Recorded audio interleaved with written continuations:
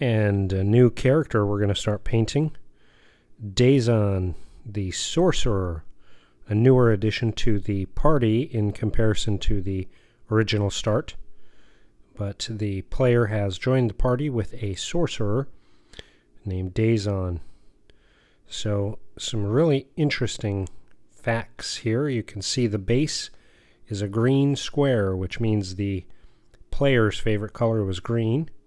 We've had a few different players whose favorite color is green, so we had to do a different base to make sure that the player can quickly and easily recognize it on the table. And just like all the others, I'm going to start with the skin tones.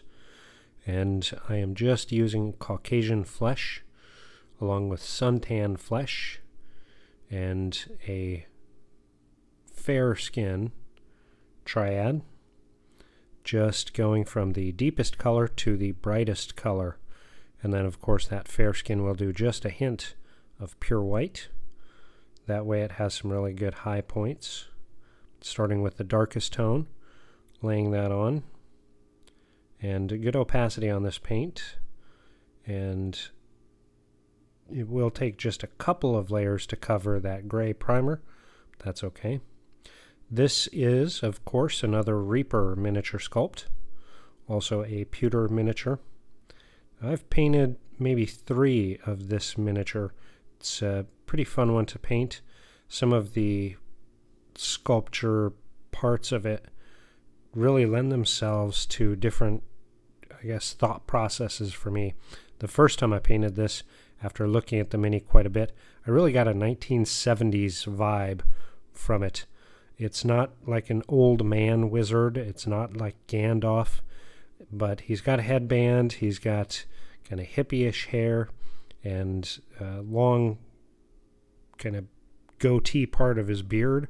Really made me think of hippie. So the first time I painted it was all in hippie colors. This time I'm going to try to do some real good thoughts on how to incorporate green. You can see a deep green going in on the inside of the robes. We're going to highlight that up to make it satiny, and that'll be the first indication of green that we work into the miniature. So the character of Dazan joined the party after they kind of left the frontier border and moved north of the kind of frontier line into the shadowlands, and a sorcerer with a very interesting backstory. It hasn't come out in-game yet, so I'm not going to reveal any of it yet, just until the party members, the players, start talking about it, in case any of them watch this. But a very interesting backstory, kind of their personal quest and backstory, what they're looking for, what caused them to start adventuring, was really, really interesting. I'm really excited to play around with that and explore that. But overall, a very, I guess I would say, standard sorcerer in that they're not super risky. They don't take a whole ton of risks because they know they could get damaged pretty easy, but utilizes spells real well in game. Great use of chromatic orb. Really looks at how to utilize his skills and his arcane background and training and experience to augment the characters' journeys and their adventures. So good use of magic. You can see here I've done the midtones on the flesh, so I put in the black in the eyes, and that's going to work as the lining of the eyes. That way, if I mess it up, I can go in with that midtone and easily correct it. But this one came out pretty decent. I'm pretty happy with it. And next we'll go the white of the eyes, which I use linen white. It's an off-white, so it doesn't stand out too much. But with the placement good, I'm going to do the midtones on the hands, get those brought up to the face level. And these hands are a little bit challenging to do because some of the fingers are crooked. He's got, a couple of different motions going on as it's prepping to cast a spell for the sculpture. So a little bit more challenging. You've got to really look at where the knuckles are. And in the cleanup process, I tried to make sure the fingers were nicely defined, but on a 28mm piece, it is a challenge.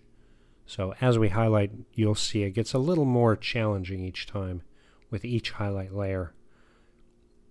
And luckily I didn't have shakes too bad, so I was able to pull it out pretty well. Now with this sculpture and this miniature, you can see I've already started to incorporate some greens, but because of the background and the starting area of this miniature, I'm going to go a little bit different on some of the attire. So it'll definitely stand out from the party and be very different. Here goes the white of the eyes.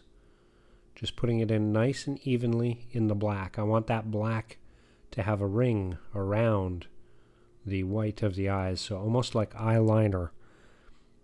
And that gives good break for your eye to be able to see where the eyes are.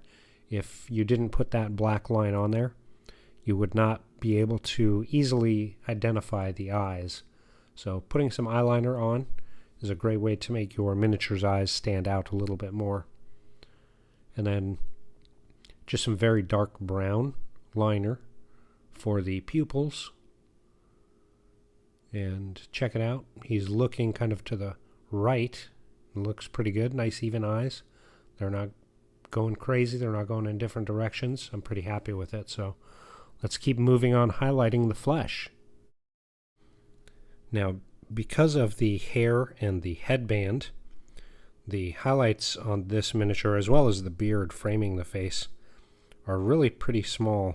I know that camera blurs out when my hand gets in the way, but you'll see those cheekbones are just very small. The forehead even smaller. So the biggest opportunity for us to highlight is going to be on the bridge of the nose. But we still put in some highlights throughout.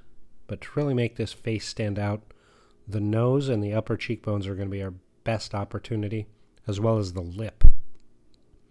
Which, for his lower lip, I'm not going to add any pink like I normally do, because it'll have framing of the beard. The flesh color will work really well. Now into the hands, just picking up the high points as we continue to highlight up. That way you can see the shape of the hand. And they're sculpted in pretty decent. I'm pretty happy with it, but making sure to paint those shapes, really picking them out, does a lot of justice onto the miniature. And this mini is sculpted with a ring on each hand, so we'll go back through and paint those with parts of the accessories. So if you watch some of our other videos, we have a series that's after the game, and we talked recently about the Last Light campaign, which all these miniatures that I'm painting for this series are from. And Dazan actually is the one who cast the final spell to bring down the young red dragon that the party recently faced with his chromatic orb. So it was a great opportunity for him to really take the limelight in that session. And the character himself, definitely a real high point and a way for him to really show that he belongs with the group. So fantastic job. The player positioned really well, thought through the combat, and the party as a whole worked together as a team. And dice-wise, it was just Dazan who got that final blow in a very stellar, epic way. And I have to say, I'm pretty happy being able to paint this miniature right after the last Gonthor. The kind of going back and doing fabrics and cloth is really nice. Sometimes, when you focus on one thing too much, you get into a habit, and it almost becomes a rut.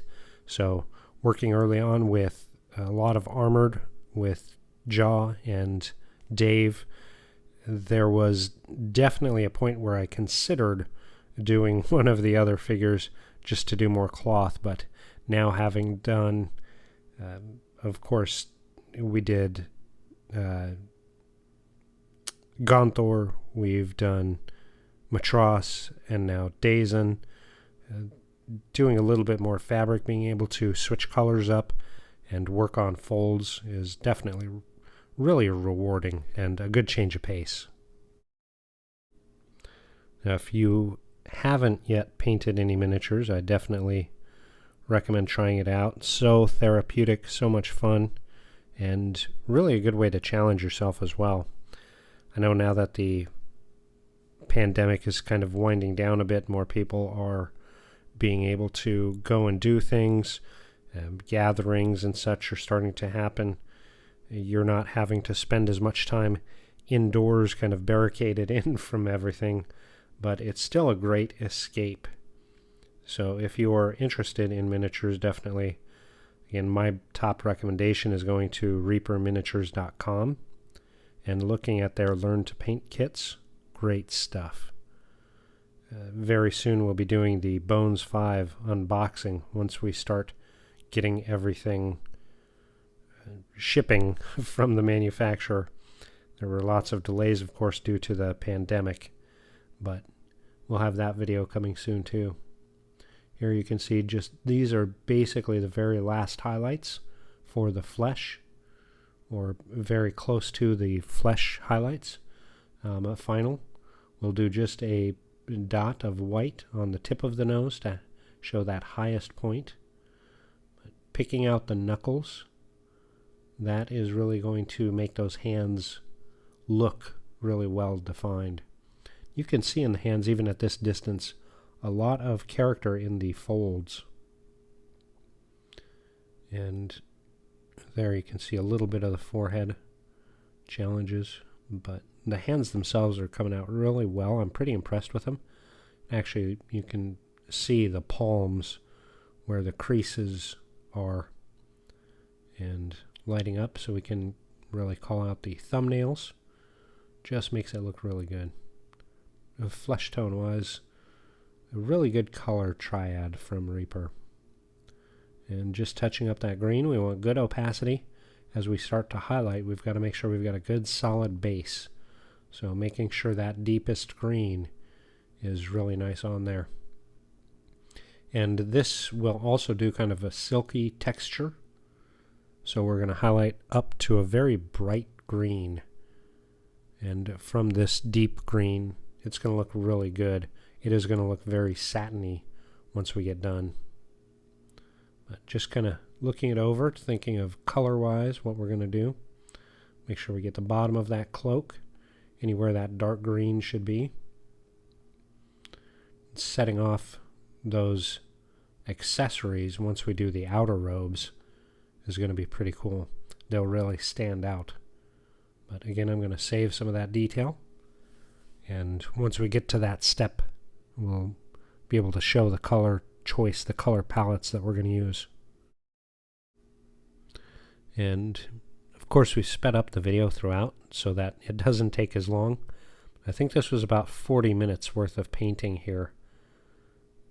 So here is the mid-tier green. So you can see we're not going all the way into the deepest recesses of the robes. This is just highlighting. We're not going all the way into the crease. So this is a blend between the darkest and the mid-tone. And I would say it leans more towards the darkest because the darker color, the shadow color, was a good 4 shades darker than our mid-tone.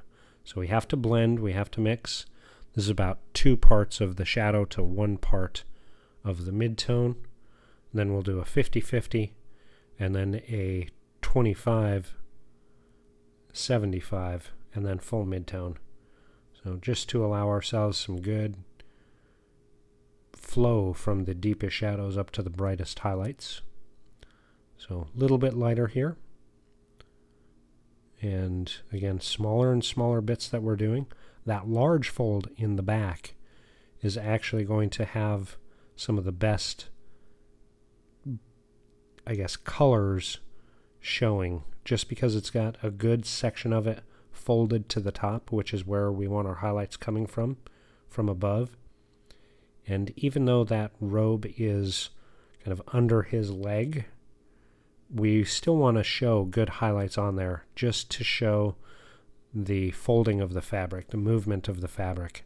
So while it may not be 100% realistic, it's a miniature and we have to use artistic license to make sure that the eye can see the beautiful sculpt.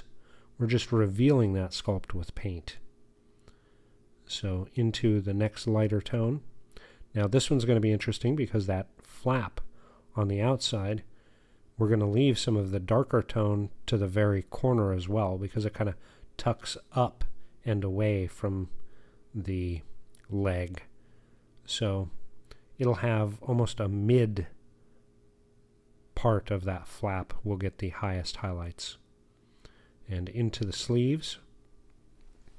These sleeves are sculpted a little bit funky. They don't completely go to a solid crease, but you can tell the effect that the sculptor wanted to do. So I'm going to paint them as if there were a solid crease there and keep the shadows to the deepest part on that inner sleeve. And then we'll highlight the middle edges. So here's where you'll be able to start seeing more and more of the highlighting where we're going to direct the eye to see the light hitting it. On the inside, it's getting closer and closer to the waistline. And then on that bigger flap underneath, more down to the bottom. And then that one we'll do more towards the calf. So a little bit of contrast in those flaps. And again, it's all just designed so that your eye is taken to the dynamic waves and movement of the sculpture. And just continuing green highlights. Like I said, these are going to go up to a very bright green just to give us a good satiny effect. The color choices we do, depending on how bright or muted we do, can give us the indication of the type of material, how soft, how pliable, how silky, how smooth, how patterned. So paint can reveal all of that on a well-sculpted mini. And after Dazan, we've actually only got one other character to paint. But that's okay. Afterwards, we're going to do a fantastic kind of show of the party together. If we can, we'll do a wrap-up anyhow, so you can see. For the last couple of minis we've done, they're based and either on the table or ready to go on the table in Gonthor's case. So you can see those highlights getting brighter and brighter, just very little bits. Now the brightest green we actually will not use on a lot of the undersides, just because we do want to show that it is in shadow. So once we get up to that brightest green, you'll see it will not go on that right hand sleeve, or your left if you're viewing it, the one that's pointed more down. The brightest greens will only go to the highest points. And think of that like a camera where it's the hottest spot. You don't want it in an area that's supposed to be shaded. So the greens continuing to highlight up, I think they look pretty good. It does look silky because it's going up to a very bright green. Good transitions. Here goes the hottest color. A very, very little bit of it. You don't need very much. This is the brightest color. And just where the light would hit it, or where we want the eye to see or perceive hitting that material. Overall, not too bad. I think Dazan is coming along. I can't wait to jump into the next painting session and see what we do next. Enjoy, and of course leave comments below what you think.